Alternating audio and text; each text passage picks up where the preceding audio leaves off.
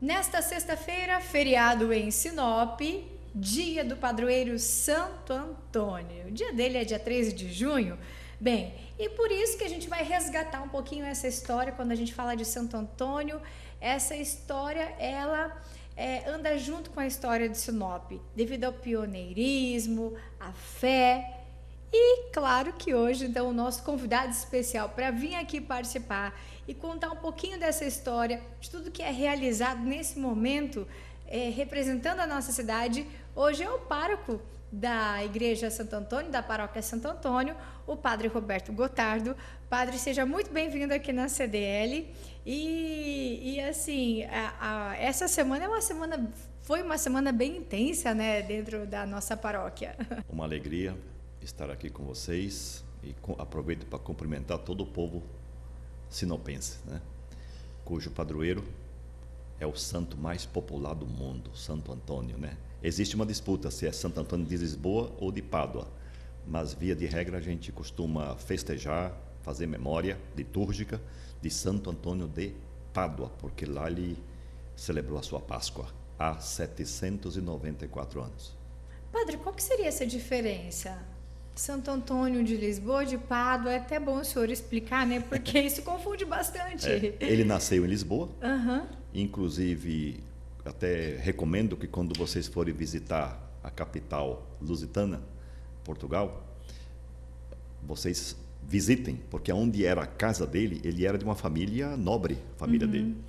Aonde era a casa da família dele, hoje é uma capela. Uma belíssima igreja lá, bem no centro de Lisboa, né? Então, Santo Antônio de Lisboa, porque ele nasceu em Lisboa, né? Ele era português. E Santo Antônio de Pádua, porque ele viveu muitos anos na Itália, particularmente na cidade de Pádua, onde ele veio a óbito, né? Então, quando fala Lisboa, Pádua, vale a pena a gente reforçar que é o mesmo, é o Santo Antônio, só que com denominações diferentes que ele acabou ficando conhecido. E é uma né? disputa até assim interessante, né? Porque isso só aumenta a popularidade e o desejo de conhecê-lo cada vez mais. E, padre, a história de Santo Antônio, ela carrega, assim, muita fé. Aqui na nossa cidade, por isso que ele é o padroeiro, né?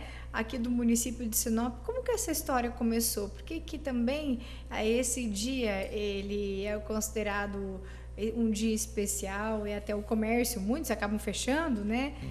Devido a essa data para comemorar esse dia. Quando morei na Itália, esse fato me impactou muito. Mesmo o povo de Roma, eles não se referem a Pádua como cidade, o município de Pádua. Eles chamam de La Città del Santo. Tamanha reverência, o carinho, o respeito. O que isso significa, padre? La Città del Santo, a cidade do santo. É impressionante, né? Assim, e Santo Antônio é um homem, talvez de todos os beatos e os santos canonizados da igreja, que tem uma penetração extraordinária. Até no mundo muçulmano, ele é respeitado e, de alguma forma, venerado. É impressionante. É tipo quase uma figura como Abraão, né? Abraão é o patriarca das 3 grandes religiões do mundo, né? Os muçulmanos, os judeus e os cristãos. E Santo Antônio é um homem que extrapolou pela sua santidade, pela sua radicalidade evangélica, né? Pelo seu testemunho de Cristo. Um homem que viveu a santidade, assim, as bem-aventuranças, de modo muito profundo e muito original.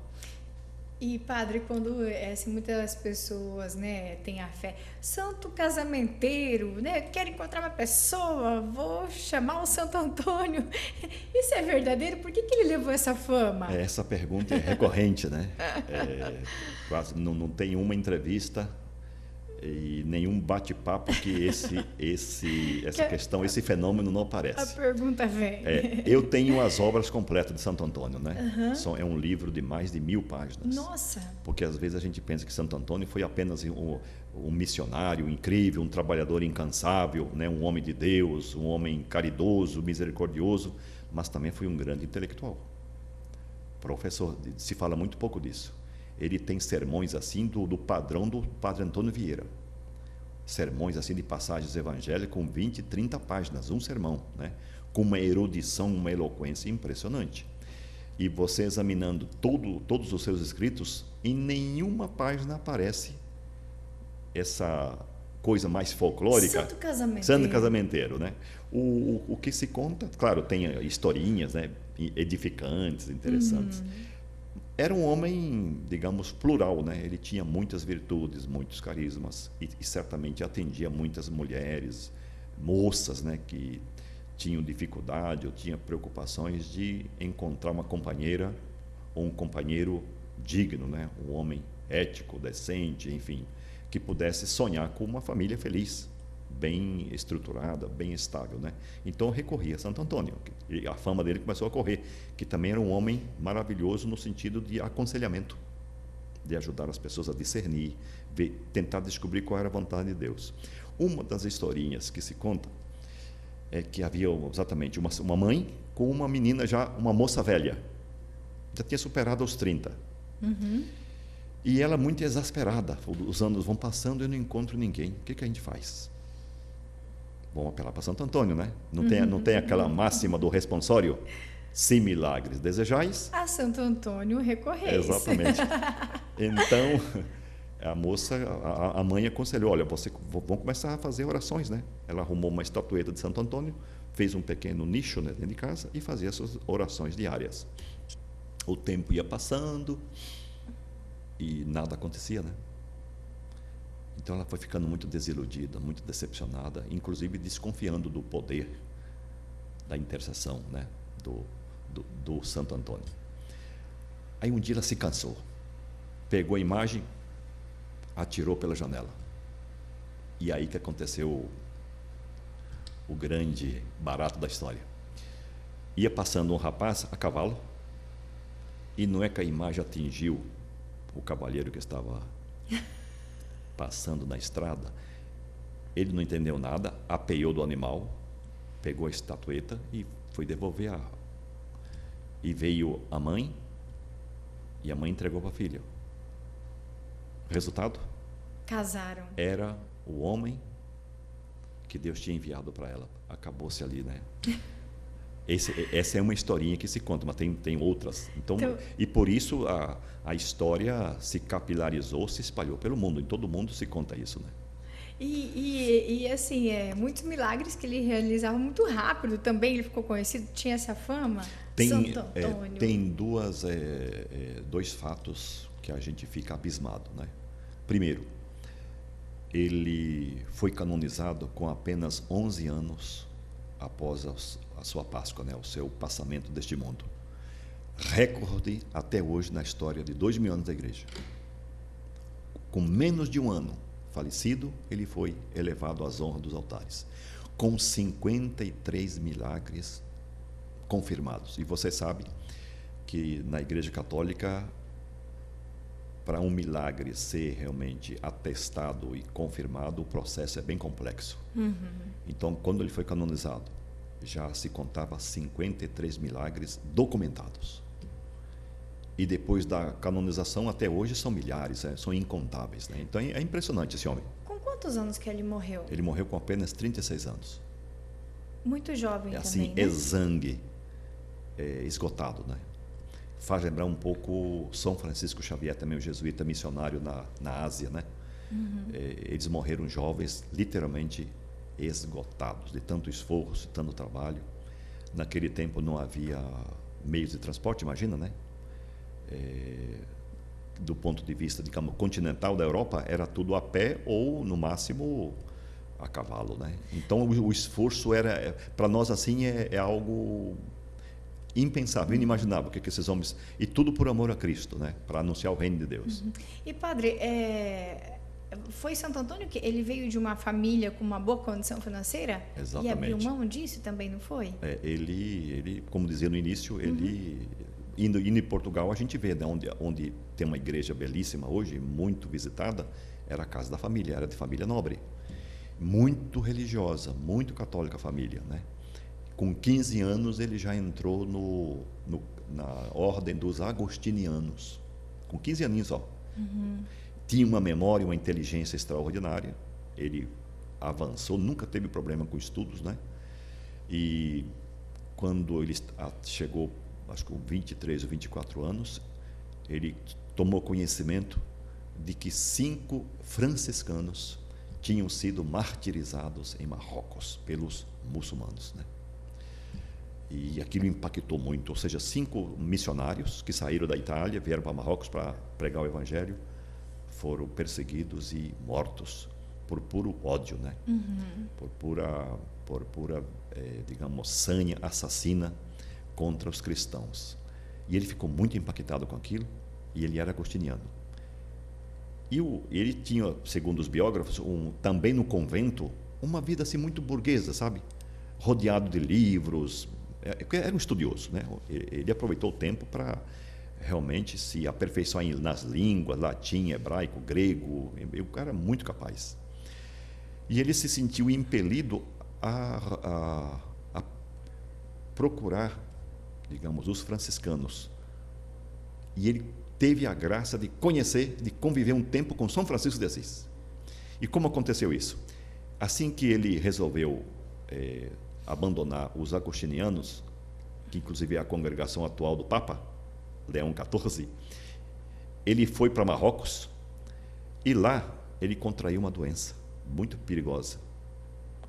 Então, ao desejar retornar para Portugal, o que aconteceu?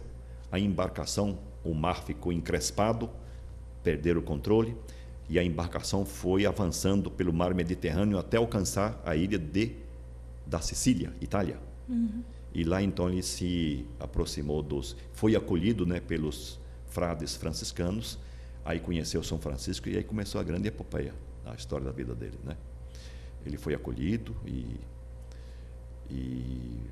desejou seguir os caminhos, né, traçados por São Francisco, e fez uma belíssima caminhada. Claro, tem muitos episódios, né? Poderíamos passar longas horas aqui para conversar sobre a vida e a história dele. Mas, assim como franciscano, ele se notabilizou especialmente pela capacidade intelectual, né? Teve uma ocasião, acho que em Forli, uma cidadezinha no interior da Itália, que teve a ordenação de um sacerdote. E na ordenação sempre tem um pregador, né? Tem um pregador oficial que, na hora da missa, faz aquilo que nós chamamos de homilia, né? Só que naquele tempo chamava-se pregação, que durava até 1 hora. Se você pegar, por exemplo, os discursos do padre Antônio Vieira, jesuíta, tem sermões de 40 páginas. E esse homem, então, Antônio, você se dispõe a fazer a pregação? E ele assumiu a responsabilidade. O pessoal que estava lá, a igreja lotada, nem piscava. Tamanha sabedoria, a eloquência e a unção daquele homem. E a partir daí se projetou. Assumiu muitas responsabilidades, superior, e começou realmente a desenvolver a sua vida missionária, né, por toda a Itália, pela Europa. E, padre, é interessante você dizer isso, porque esse é o padroeiro da nossa cidade, esse é o Santo Antônio, né? Então aqui a gente está contando toda essa história, e aqui sim fica um acervo virtual, né, padre, onde as pessoas terão a oportunidade de conhecer essa história por meio do que o senhor está contando aqui para nós, por meio da internet também. E vale a pena a gente reforçar que quando os pioneiros chegaram aqui na nossa cidade, inclusive o senhor Enio Pipino, o colonizador, eles já tinham essa fé em Santo Antônio, gostavam muito dele, e chegaram aqui numa região totalmente de mata, com o Santo Antônio ajudando, encorajando eles a virem até aqui, não é, padre? Como é que foi essa história, então, da chegada aqui em Sinop? É impressionante essa questão, né? Porque a gente só entende que a conexão, né? Fé, história, vida, são indissociáveis, né? E aqui Sinop nasceu com essa insígnia, né? A fé, a devoção a Santo Antônio impregnou a cidade desde a sua origem, né? Desde a gênese de Sinop, até a gente poderia dizer a história de Sinop, a fundação da igreja Santo Antônio e o Enio Pipino como colonizador, pioneiro, é um tripé indissociável, né? Estão assim umbilicalmente entranhados aí, né? Não dá para se compreender Sinop sem, digamos, a presença da igreja desde as origens, e não dá para compreender digamos, a própria devoção a Santo Antônio, a história da paróquia, a história do município, prescindindo da figura carismática e piedosa do senhor Enio Pipino e a sua senhora Nilza, né? Então a gente tentar escrever um livro, por exemplo, sobre a história de Sinop, prescindindo, né, dessa dialética, desses três elementos, fica manco. Os três elementos são constitutivos. E, padre, no entanto, que o senhor Enio Pipino, quando ele veio para cá, ele trouxe essa imagem do Santo Antônio e depois ele doou a paróquia Santo Antônio. Fala um pouquinho para a gente dessa imagem que tem lá, o tamanho dela, também não sei se o senhor sabe dizer. É grande, né? As medidas corretas eu não saberia te dizer agora. Mas é uma imagem bem grande, é praticamente, né? tamanho praticamente de um homem normal, né? Precisaria ter uma boa questão. Você agora me despertou a curiosidade. Mas a imagem que se encontra na igreja é a imagem que foi doada com benevolência, por pura bondade do senhor Enio. Está lá e vai ficar para sempre ali como um símbolo, como um patrimônio e como memória. É a história do pioneirismo na nossa cidade, né? Sim. E juntamente com a imagem de Santo Antônio, nós temos a graça também, né, de termos uma relíquia de primeiro grau, né, com os méritos da nossa querida e estimada Mari Bueno, né, que esteve em Pádua, na Itália, entrou em contato lá com os franciscanos e conseguiu trazer para a nossa igreja uma relíquia de primeiro grau de Santo Antônio. É outra pérola que nós temos aí na igreja. E, bem, então a igreja hoje ela é riquíssima nesses detalhes. Tanto a imagem que o pioneiro trouxe, o senhor Enio Pipino, Tá ali. A relíquia também de Santo Antônio. O busto. Isso, e vale a pena a gente reforçar que tem o designer 13 muito conhecido, que inclusive já passou aqui no nosso podcast, né? E ele até disse, padre, que ele ficou conhecido. Foi assim, o que despertou as pessoas a terem curiosidade foi justamente pelo busto de Santo Antônio que ele fez, que hoje está ali, e que depois disso ele acabou ficando... Todo mundo conheceu o trabalho dele, que é o design 3D, né? Pelo mundo afora. Exatamente. Então, esse também é outro que tem ali. Até gostaria que o senhor falasse sobre ele que está lá, né? É um esforço, né, de caráter mais científico de resgatar o homem Antônio. Qual era o perfil dele, né? A figura humana. Não se pode necessariamente, de modo categórico e irrefutável, dizer ele era assim. Mas a ciência muito nos ajuda a ter uma visão aproximada, né? Então, quem não viu, quem não conhece, vá lá e confira, porque é um trabalho extraordinário. Como era Santo Antônio? Exatamente. Já tem lá, né? É como também às vezes se esboça, né? Como era Jesus Cristo, né? Então, o judeu, né? O Santo Antônio era um português. Você pega o perfil, como você estudar a figura, o rosto de Nossa Senhora de Fátima, né? Ela retrata o quê? A mulher portuguesa, né? Como era Santo Antônio?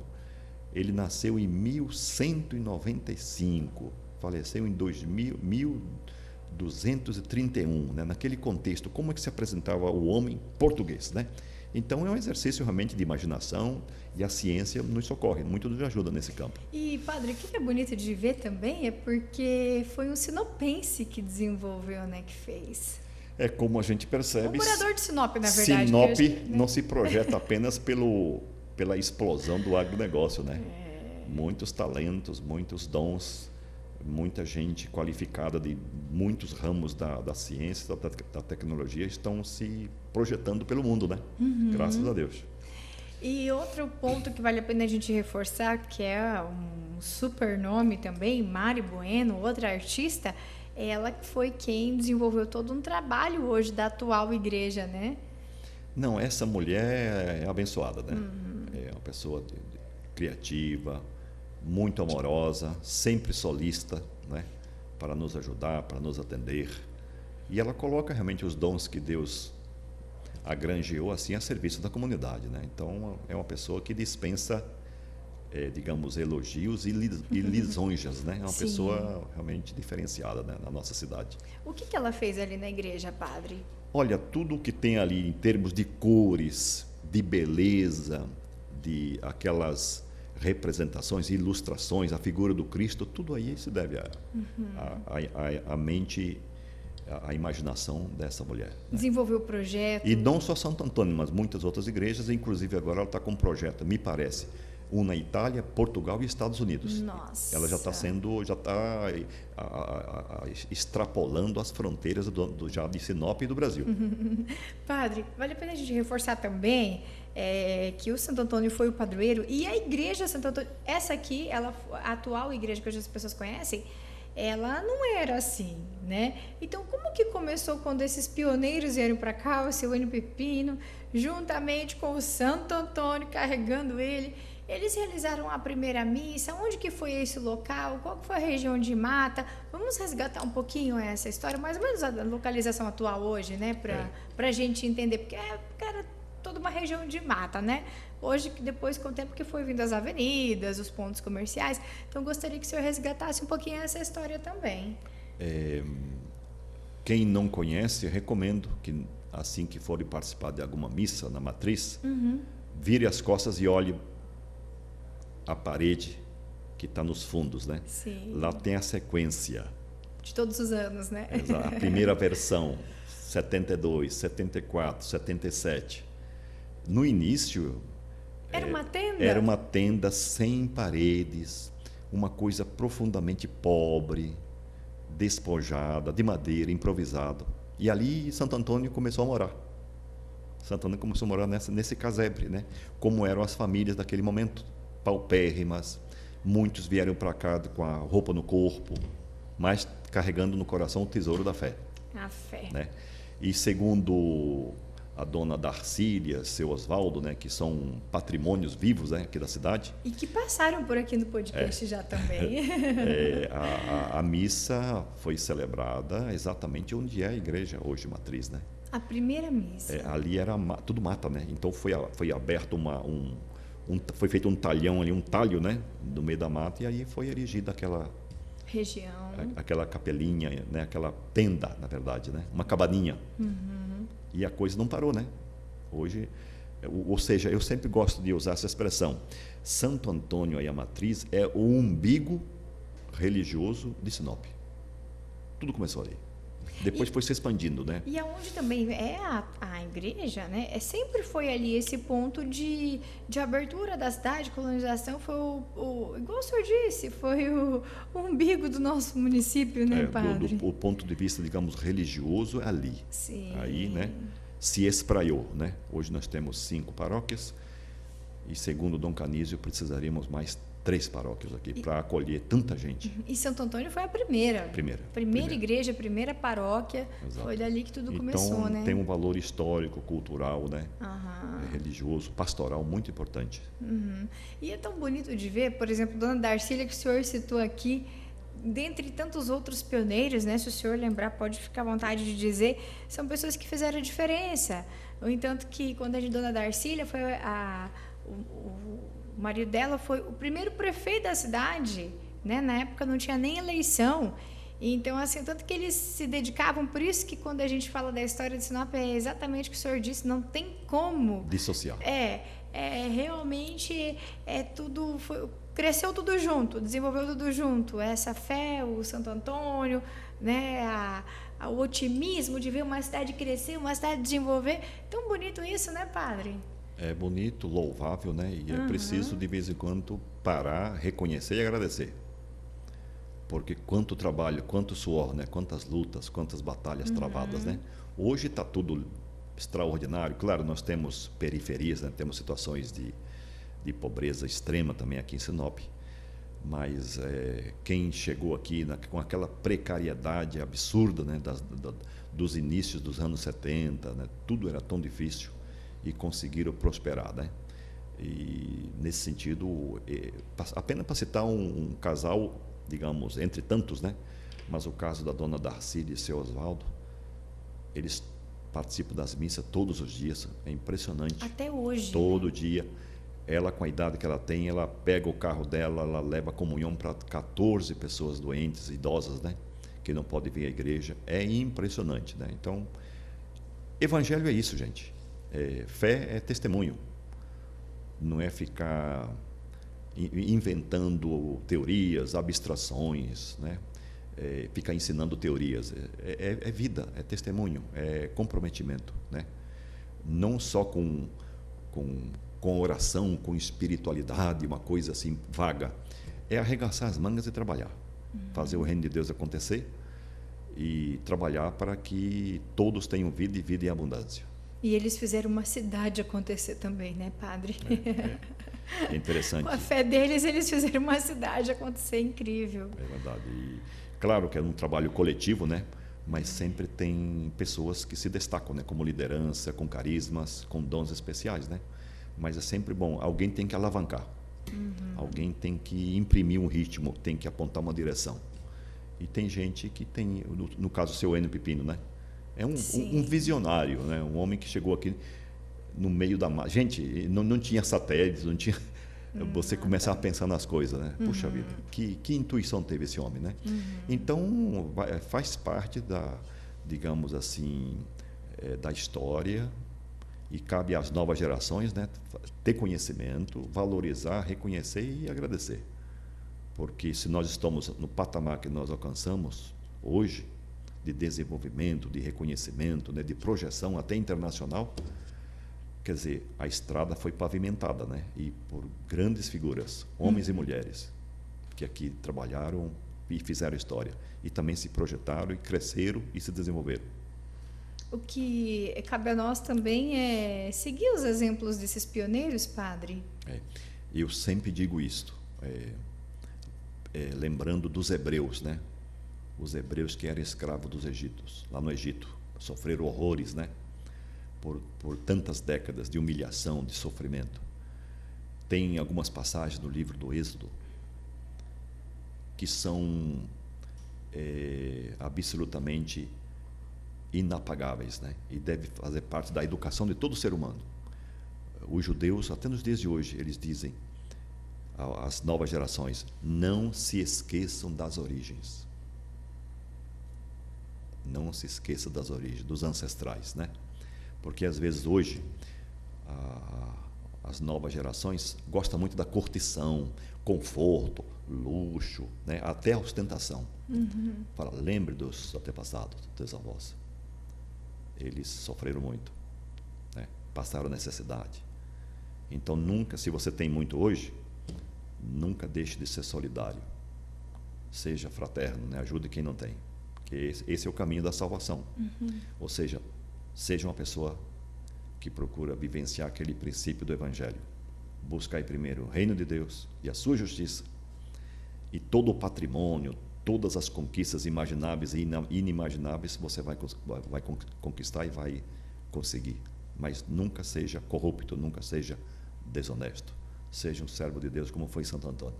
E a gente observa assim que é uma herança da nossa cidade, é um povo muito corajoso, trabalhador, acolhedor, né?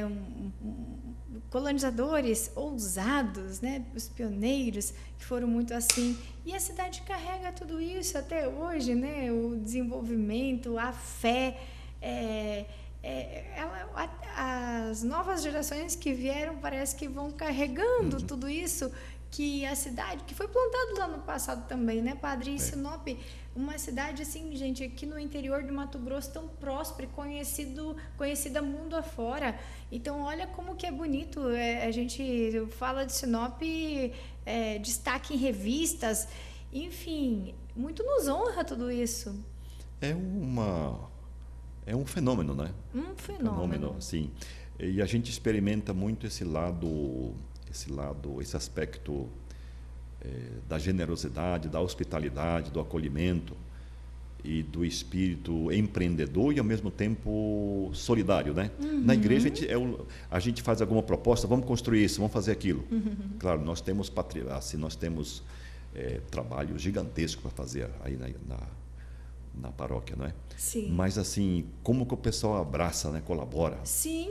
Você fala assim, gente, estou precisando, eu gostaria que vocês doassem pudim agora para a festa. Ontem tivemos que dar um basta, está vindo um caminhão de pudim. Né? Temos que pedir outras coisas. O pessoal atende, o pessoal é muito solícito e generoso. Né? Então, isso é sinal que o Evangelho está presente. Isso me fez lembrar, a dona Darcília já contou aqui que na época ela ia dar catequese em salinhas improvisadas na escola, enfim.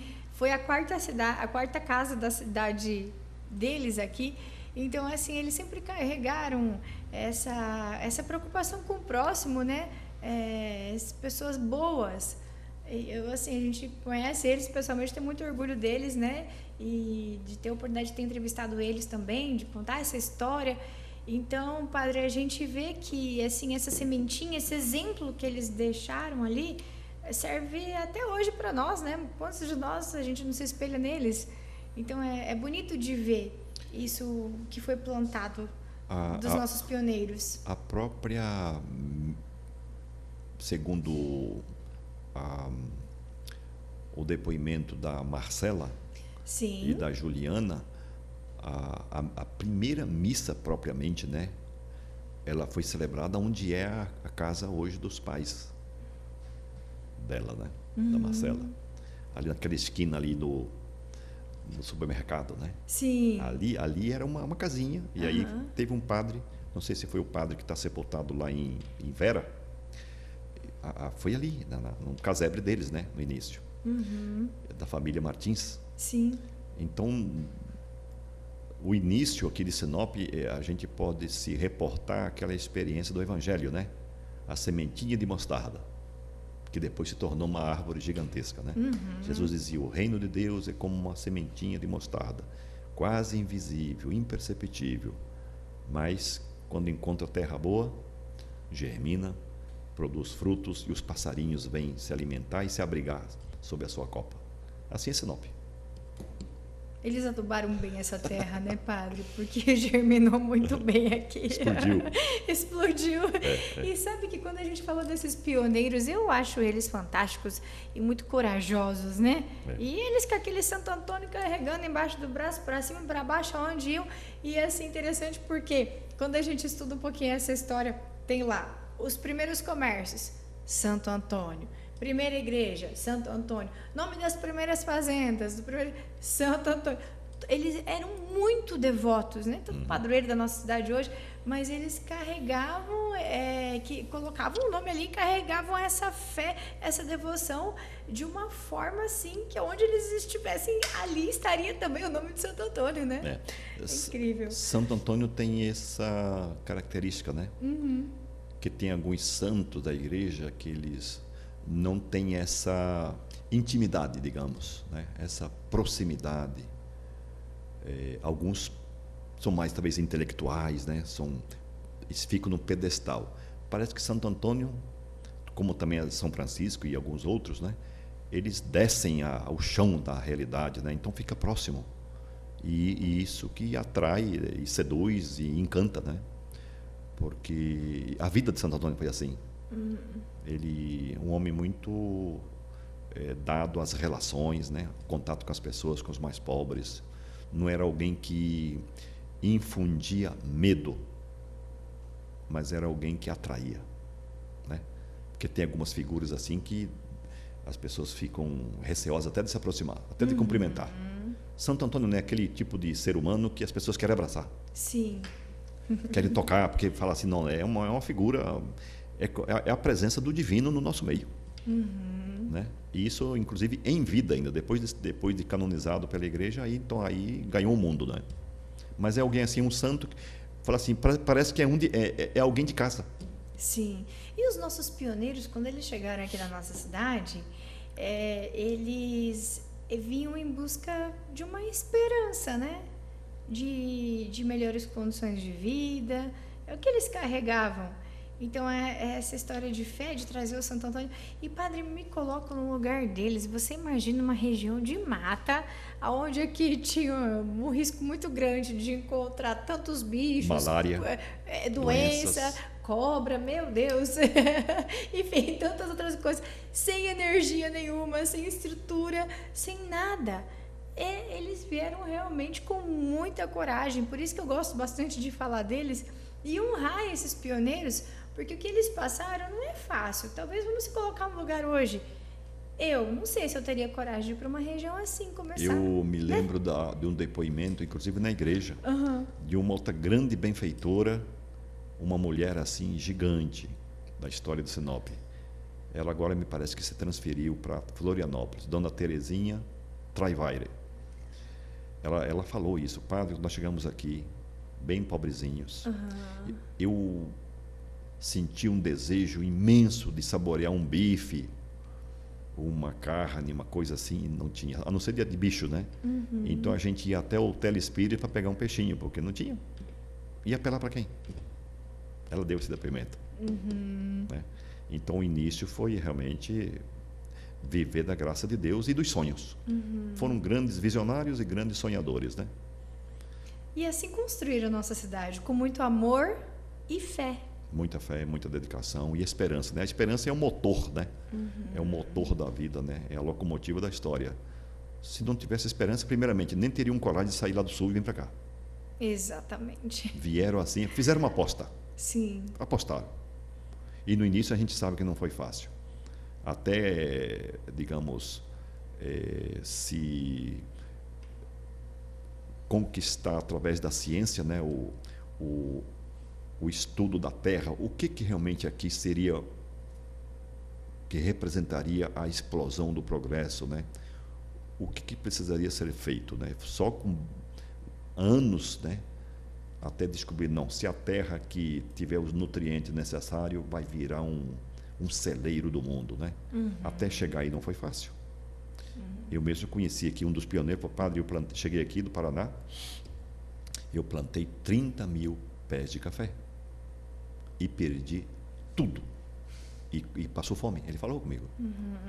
Então, até você conhecer o clima, o ambiente, né? Não foi fácil isso. Conhecer a região, a terra, teve né? os ciclos, né? Os ciclos da mandioca, depois a madeira, né? Hoje a questão da madeira está muito difícil, está vindo de muito longe, está ficando quase um negócio inviável, né? E aí apareceu essa pujança aí da soja, né? Do milho, do algodão, e mudou a fisionomia. Aqui virou hoje uma potência, né? O agronegócio, exatamente, né? As empresas, as indústrias que daí isso. já ganham todo esse espaço para atender. Mas para chegar demandas. até aí, né? Quanta luta, né? Foi passado, A né? peleja foi tremenda. Né?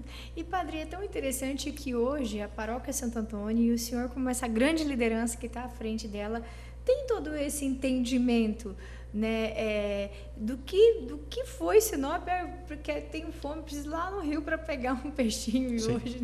E hoje essa potência que Sinop é, sendo conhecida aí como destaque. E então, assim, tudo isso vocês fazem questão de resgatar e de manter viva essa história, né? Infeliz do povo que não tem memória, né? Porque vive só o presentismo, né? O imediatismo. Eu penso que a identidade de um povo, de uma cultura, né? De uma civilização está no saber guardar o legado, né? A gente não pode perder a consciência da história, né? Porque senão a gente fica borboleteando, né? Posando aqui, posando acolá, mas sem nenhuma consciência histórica. Isso é horrível, né? Então é muito bacana. Isso vale também para nossas famílias, né? Como é bom você ter, ainda com todas as limitações que existem, né? Conhecer as nossas origens, né? Como é importante. Porque no fundo palpita em todos nós um grande desejo, né? De conhecer um pouco as raízes históricas da onde eu venho, né? Até chegar a Dona Eva. Até chegar a Dona Eva. Eu, por exemplo, os meus avós, 3 bisavós vieram da Itália e a avó paterna veio da Itália. É o máximo que eu conheço. Eu não sei se os meus antepassados eram ostrogodos, visigodos, sabe? Celtas, porque a Europa é essa miscigenação, né? Essa mistura de raças, de cultura, de tudo. E tem um limite, né? Alguns conseguem, sei lá, extrapolar para 200 anos, 300, até 500, 600 anos, né? Algumas famílias mais tradicionais. Mas da onde a gente vem? Por isso que é legal, né, à medida do possível, fazer registros. Eu insisto muito na paróquia, né? Gente, tem os eventos, tem a festa, né? Façam fotos, guardem. Não deixe apenas no celular, que é muito perigoso. O celular apaga, esquece, some, fica perdido por lá. Então, esse mundo digital, esse mundo artificial que a gente vive, né? Daqui a 50, 100 anos, vai ter alguma coisa? O que nos aguarda com esse mundo onde tudo é descartável? Você tira 50, 100, 1000 fotos hoje, para aproveitar aquele momento. Daqui a alguns meses você deleta tudo. Então, essa é uma grande interrogação. E é o que vai ficar para o futuro, esses registros, né? O que vai ficar? Exatamente. Então, alguém tem que ter esse cuidado, né? De zelar pelas realizações, digamos, de caráter mais imaterial. Né? Não só comer, beber e se divertir, mas também pensar em algo mais profundo. Sair da epiderme, né? E padre, até voltando um pouquinho, no entanto, quando a gente falou de pioneiros, teve o ano passado, o senhor fez questão de fazer um momento lá com eles e agradecer, né? Prestigiar esses pioneiros que ainda conseguiu encontrar por aqui, né? Isso está muito presente, né? A gente, enquanto igreja, né? Claro, tem muitas instituições, né? Tem um mundo empresarial, que o CDL é a locomotiva, né? De Sinop, mas eu penso que a gente prestigiar, valorizar e agradecer aos nossos benfeitores, nossos pioneiros, é uma obrigação moral, né? Por tudo o que eles fizeram e representam, né? Isso é o mínimo que a gente pode fazer. E, inclusive, nesse sentido, nós temos que pensar em algo também bem interessante para 2026. Porque no ano que vem nós vamos festejar o jubileu de ouro da paróquia. O ano que vem nós vamos festejar 50 anos da ereção da paróquia Santo Antônio. Então é uma data, um ano que vem, assim, muito importante, muito interessante para a gente fazer uma grande festa. Se esse ano vai ser ótimo, ano que vem vai ter que ser excelente. 50 anos vai ser especial, né? Comemoração especial. E o senhor faz questão de sempre resgatar tudo isso que nós falamos também agora, nessa semana do padroeiro, que também tem a questão do tríduo, daí então no dia missa, carreata, festa. Fala um pouquinho dessa programação, padre. Então, havia uma discussão, né, de fazermos uma trezena, uma novena. Trezena seriam 13 dias. Eu me lembro de uma experiência fantástica lá no estado do Espírito Santo, meu estado de origem, a paróquia Santo Antônio de Iconha. Lá eles fazem a trezena. O senhor já veio de uma Santo Antônio, então? Já. Santo Antônio também te persegue, hein, padre? É Santo Antônio e Nossa Senhora de Fátima. Tem alguma coisa aí de mistério, sabe? Eu não sei explicar. E lá, trezena, cada dia, com um padre diferente da diocese, 13 dias de missa, e a igreja não suporta tanta gente, todos os dias. E no dia da festa, para tudo. É uma coisa assim incrível, né? Aqui a gente não tem, assim, digamos, essa digamos, impregnação, né, da mística, de devoção de Santo Antônio, mas nós, que talvez não teve o devido investimento, né? Mas nós estamos com esse desejo ano que vem fazer algo mais do que o tríduo, né? De repente uma novena ou até uma trezena. A gente vai ainda decidir isso aí em conselho. Então, para esse ano nós pensamos no tríduo, né, preparatório para a celebração solene da sexta-feira. E nós definimos 3 temas específicos para cada noite, né? No caso, Santo Antônio e o seu amor à Eucaristia, Santo Antônio e o cuidado dele para com os doentes, e no terceiro dia do tríduo nós vamos refletir, vamos focar Santo Antônio e o Evangelho, né? A potência, a força do Evangelho na vida desse grande homem, né? E resgatando que o tríduo, ele não é a missa, mas ela é um momento de resgatar também ali, alimentar a fé. Exato. E de trazer essa informação de Santo Antônio, né? É uma liturgia que tem como escopo, né, exatamente promover alguns dados biográficos, também alguns dados teológicos, né, históricos, da vida dessa grande figura da história da igreja. É um patrimônio. Santo Antônio é um patrimônio, né, do mundo. E por isso que todos são convidados, então, né, para ir prestigiar, se preparar para ir, então, o grande dia 13 de junho, dia do padroeiro de Sinop, Santo Antônio. Às 8 da manhã teremos a Santa Missa. Depois, como você já fez a alusão, nós seguiremos para Encarreata até a Brígida. E às 11 horas, com a graça de Deus, vamos começar a servir um almoço supimpa.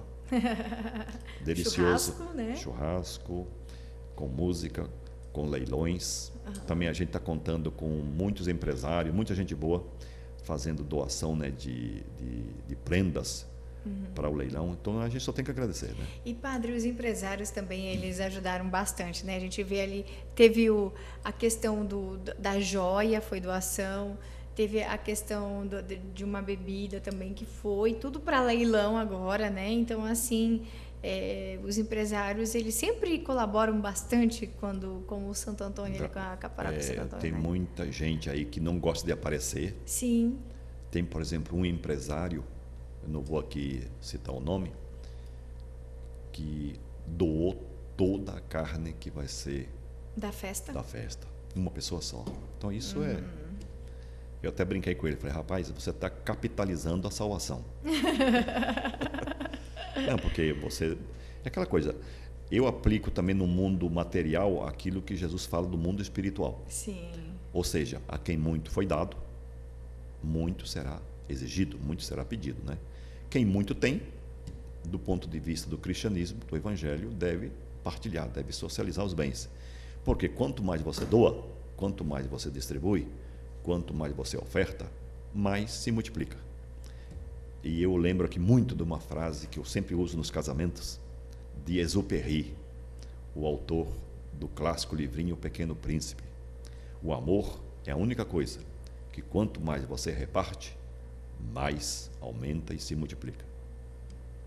E esse dinheiro que ele é arrecadado na festa, a gente sabe que tem muita doação ali também. Por que é importante, padre, essa ajuda do que a comunidade doou? Qual vai ser o destino do dinheiro? Olha, essa pergunta ela é estratégica, né? E é muito importante. A igreja como tal, ela não tem rendimentos fixos, né? E é bom que seja assim. Ela sobrevive de doação, de doação. Né? Nossa igreja, a igreja católica, nós não temos rendas, imóveis alugados, fazendas, nada disso. Então ela vive da bondade e da benevolência das pessoas, né? O dízimo dá, digamos, para cobrir, as nossas despesas aí são bem altas, né? Agora, a gente tem um sonho, inclusive, de triplicar o dízimo, né? Porque tendo um dízimo bom, o pessoal tendo consciência do que é o dízimo, a gente nem precisaria fazer festa para angariar fundos. O nosso sonho é esse. Ter um dízimo tão consistente que não precisa. Vamos fazer festa? Vamos, mas é só para confraternização. A família, o avô, vem todo mundo. Um momento assim de encontro, de congraçamento, de amizade mesmo, né? Mas, por enquanto, nós precisamos de fazer festa para ter esse, digamos, o objetivo de ter uma renda razoável para tocarmos nossos projetos, né? E nós temos coisas grandes aí. Estamos fazendo uma série de reformas. As salas da catequese, que é uma delas, né? Exato. O prédio todo passou por uma repaginada. Que seria a sala das reuniões. Das reuniões. Né? Temos 2 salas boas agora, salas novas, né? São José de Anchieta do Papa Francisco, 2 salas novas. E, na verdade, padre, nem foi feito novo, foi reformada a estrutura que já tinha de quantos anos, né? 20 ali, anos. Né? É muito tempo. Pelo menos 20, não, acho que muito mais do que isso. Teria que ver quando é que o prédio foi levantado ali. Desde que foi levantado, então não nunca, passou a Nunca reforma. teve uma garibada, digamos. Já estava até quando chovia a água entrando ali, alagando lá dentro. O meu né? quarto mesmo um dia ficou com mais ou menos um palmo d'água. Nossa. Então agora, com a nova coordenação aí do CAEC, né, muito dinamismo, com muita boa vontade, conseguimos fazer as reformas, inclusive com o dinheirinho da festa do ano passado, né? Deu uma oxigenada boa, né? Na economia da paróquia, né? Da matriz. Agora nós temos como projeto, o projeto já está pronto. Nós, com a graça de Deus, vamos construir a nossa casa paroquial. É uma das poucas paróquias da diocese. Eu acho que são duas paróquias na diocese que não tem casa paroquial. Santo Antônio não tem casa paroquial. Então já tem o projeto pronto. Se Deus quiser, nós vamos... Como que é ali, padre? É improvisado? Aí naquele prédio foi feito um armengue, né? Aí um arranjo, né? Sim. Mas nunca foi perfil de residência, né? Nós fizemos agora algumas adaptações, mas o nosso desejo é transformar todo o prédio como centro de pastoral da Paróquia Santo Antônio. Centro de juventude, centro de catequese, sabe? Então, tudo aí onde nós hoje vivemos, a nossa residência de jesuítas, a gente vai transformar tudo isso aí no centro de pastoral aqui da nossa paróquia, né? E é interessante porque, assim, com o crescimento da cidade, a gente vê sempre quando fala da catequese, por exemplo, muita gente querendo e às vezes não tem vaga, porque, né? Então não tem o espaço já, enfim. Nós estamos com mais... Sinop cresceu, as igrejas também ficaram, né? Lotadas. Nós estamos com 815 crianças e adolescentes na catequese, mais 215 adultos, e a partir de agosto vamos abrir mais 2 turmas de adultos, que não para de chegar gente interessada, bastante adulto, né, gente padre? de outras religiões, impressionante. Ontem mesmo atendi um homem assim, um senhor muito distinto, né? Ele me perguntou: padre, você já me viu nas missas? Eu falei: olha, tanta gente que é difícil individualizar, né? Falei: padre, a minha vida toda a minha família, todo mundo da igreja adventista. E nós decidimos, nós queremos participar e pertencer à igreja católica. O que devemos fazer? Tem um filho de 20 anos, tem outro de 12. Fazer catequese. Nós acolhemos muito bem, né? Muito bom. Ele fez uma experiência incrível, né? Aquela caminhada da fé. Sim. Em Aparecida. E ele relatou uma experiência, as lágrimas brotavam, né? Nossa. Uma coisa, um testemunho fantástico, né? Então nós temos que acolher essas pessoas e agradecer a Deus, né? Porque muita gente nos procura, né? E eu estava conversando, inclusive, com o Éder, né? Nosso cinegrafista. Antes da nossa conversa aqui.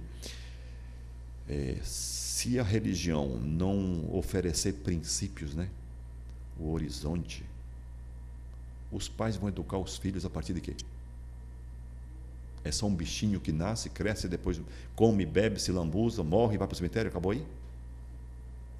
Então Jesus, né, abre os horizontes, né? Então a gente reconhece que a pertinência, a seriedade e a responsabilidade da igreja de comunicar algo mais daquilo que a traça corrói. Né? Que nesse mundo tudo vai passar.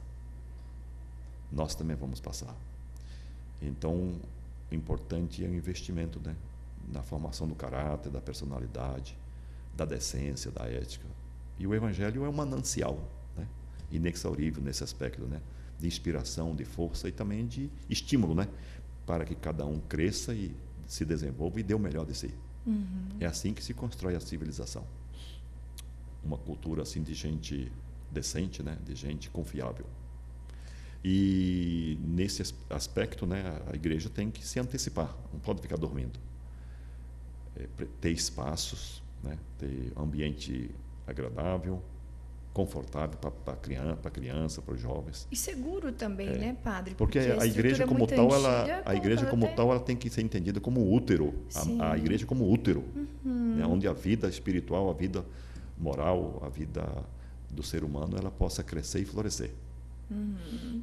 E ali, no entanto, então todo o dinheiro ele vai ser revertido canalizado, melhorias, exato. né? Nós temos uma casa paroquial. Tem uma coisa que está me preocupando muito ali, por exemplo, o asfaltamento do estacionamento. Está muito feio isso aí. Está precisando de uma intervenção para ontem. Nós temos que repensar todo o espaço da antiga igreja, aquele galpão imenso que tem. Está muito feioso. A gente vai ter que sabe, fazer uma reforma radical ou demolir e fazer uma coisa nova, bonita. Uma estrutura até mais para segura, eventos, né? e também para eventos da cidade. E segura, né, padre, para a comunidade, né? Porque você quer fazer uma reunião lá, está impraticável. É quente, não tem um ar-condicionado. E quando chove, não tem, né, nada. Quando chove, não dá para conversar. Uhum. E é uma área privilegiada, nuclear. E a gente vê tantos movimentos que a igreja tem, né? Desde um acampamento, enfim, tantos outros, o ECC, SEGME, tantos, e que precisa... É bastante gente, então ali também é um espaço que o que foi feito antigamente foi para aquele momento. Hoje a cidade cresceu, modernizou, veio mais gente, ficou antigo também, né? Então não está mais adaptado. Então tudo isso vocês pensam em o dinheiro arrecadado e fazer essas melhorias. Exatamente, né? É tudo revertido para o conforto, para o bem-estar da comunidade, da melhoria das estruturas e das dependências, né? Para poder focar naquilo que é o nosso negócio. Uhum. O nosso negócio se chama evangelização, né? Então, tudo o que fizermos, né? O dinheiro que a gente consegue tem um destino certo: investir nas estruturas para oferecer mais comodidade, mais conforto aos fiéis que nos procuram, mas especialmente para fazer o reino de Deus acontecer, né? Evangelizando, anunciando a palavra de Deus, estimulando as famílias, o povo a viverem cada dia mais em comunhão com Cristo Jesus, a quem Santo Antônio foi mestre, doutor e referência para todos os séculos dos séculos. Amém. Padre, a gente vai agradecendo então a sua presença aqui. Essa é uma semana muito corrida para o senhor, né? E eu deixo claro o espaço para suas considerações finais aqui no podcast da CDL. Eu digo que é uma honra, né? Um luxo para a gente estar digamos, como liderança da paróquia, na qualidade de pároco, de poder contar com tanta gente boa. Nós temos aí quase 30 movimentos pastorais e estou trazendo mais coisas, né?